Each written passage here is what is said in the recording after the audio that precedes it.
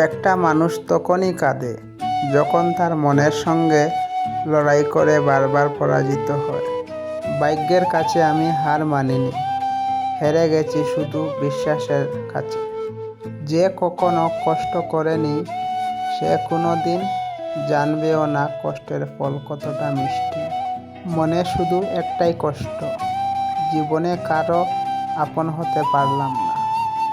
একটি চোখ কখনোই আরেকটি চোখের দেখা পায় না, কিন্তু বুকে কষ্ট হলে দুটো চোখে একসাথেই অশ্রু নামে।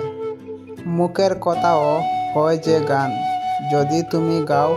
কষ্ট মধুর হয়ে যায় যদি তুমি দাও।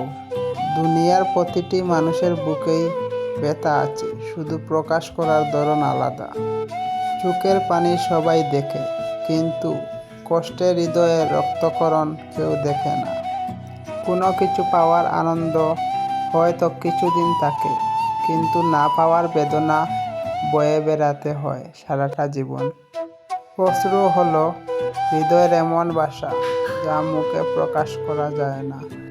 মানুষের জন্ম আনন্দময় আর মৃত্যু শান্তিময়, কিন্তু এই দুইয়ের মাঝের জীবন বেদনায় ভরা। দুঃখকে সরিয়ে রাখার জন্য যদি প্রাচীর দিয়ে রাখতে পারতাম, তাহলে সুখও বুঝি এর মধ্যে আটকে যেত। আবেগপ্রবণ মানুষদের জন্য দুনিয়াটা সহজ কিংবা উপযোগী জায়গা নয়।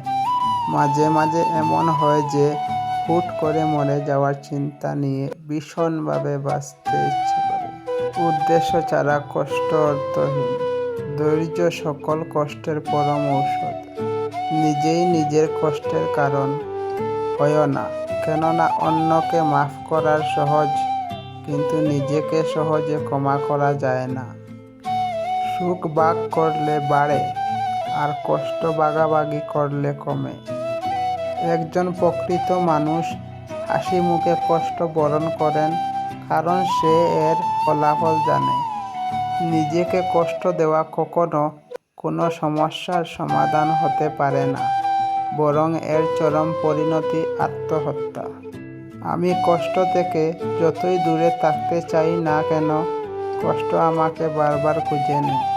জীবনের সবচেয়ে আনন্দঘন একটি মুহূর্ত হলো কষ্টের মাধ্যমে কোনো কিছু অর্জনের মুহূর্ত।